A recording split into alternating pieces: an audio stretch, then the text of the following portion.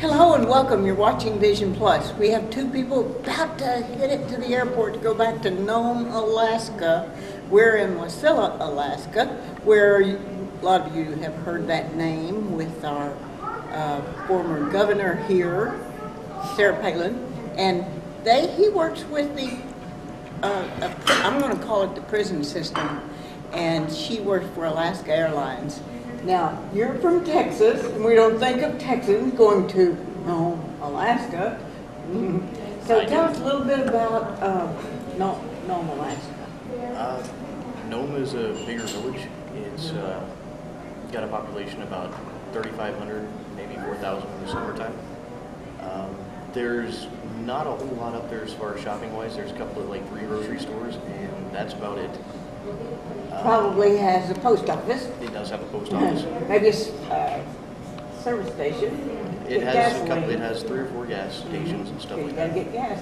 So they have to have all their food and everything shipped up there because you're not going to be growing too many veggies there, are we? All comes on the airlines. Now, where did you two meet? You met in Anchorage? Yes. And how come you'd be in Anchorage? You work for the airlines? No, I was going to school and working at a retail store. Okay. And what were you doing in Anchorage from? I was actually coming down for training. For what kind of training? For my job, just. Now, tell me about the prisoners. They're not from the lower 48. They're all from the Alaska area. They are all from the Bush area. Bush area, which means The villages. Villages, and that means to people from the lower 48 around Nome, Alaska. Pretty much anywhere around that area, the whole region in that peninsula. Like from Fairbanks. No, not quite that far. Just I see. Fairbanks is actually a city, and we pretty much take everyone from the villages, Bethel, Kotzebue. And what do you do? As far as my job, I'm a sergeant at the jail. So I basically supervise the people that actually do the work. And the work would be that these are men. Yes, ma'am. Mainly, we have females, but Oh, you do? yes, ma'am. And what are they in prison for? They are there for multiple reasons.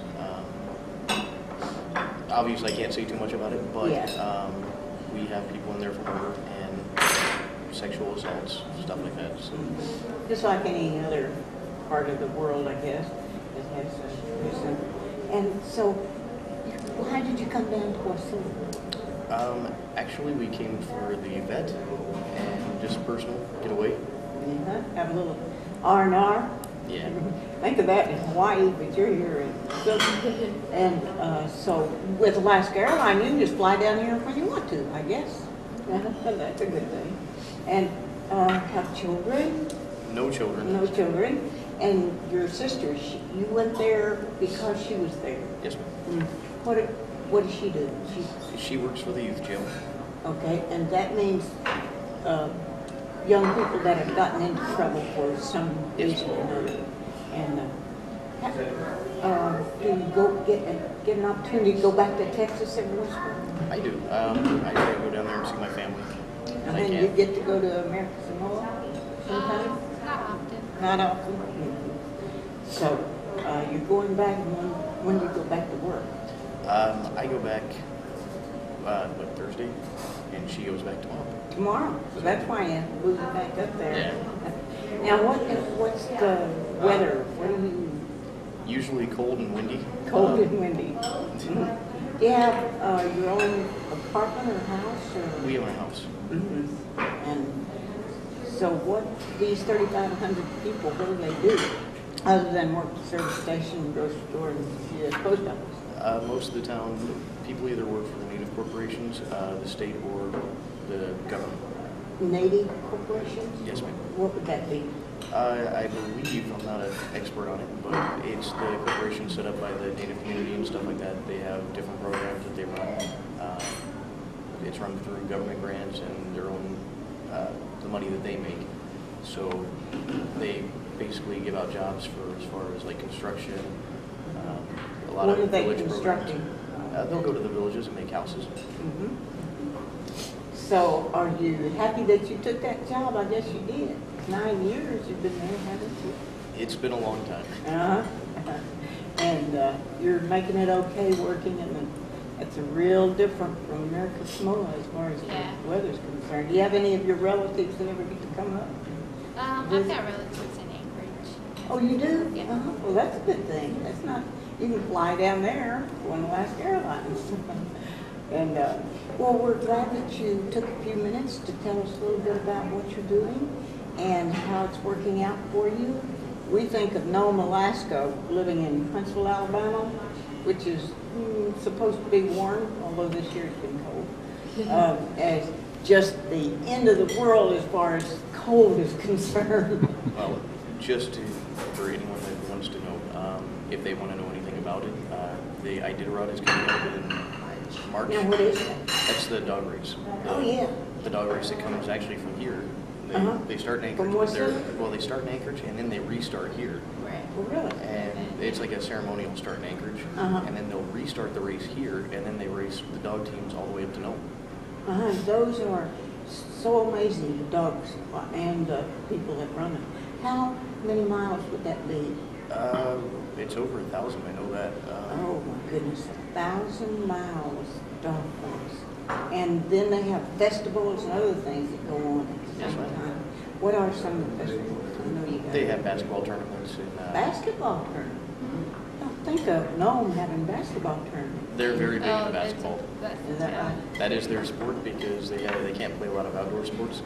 Their sport is mainly basketball. I love basketball. Did you play basketball? Oh no, football. Well, I guess being from Houston, you would be a football fan and play football. Well, we're very happy that you took a few minutes and you go get on that plane and don't be late. And Pleasure meeting you. nice to meet you. Yeah. Thank you, Tony. We wrote out all these plans, but then 3 children later, we decided that wasn't a good idea at that moment because we ran out of, there was too much month at the end of the money. So we decided to stay put. But now at last, we at least get to come up here. And we went to Wasilla and on the train, and we did get to see some northern lights, believe it or not, over the lake there. So we were so excited. It was about the color of your sweater. It was about, oh, it was so beautiful. All right, so you just keep those close to you, hon, and then Okay. somebody else comes in.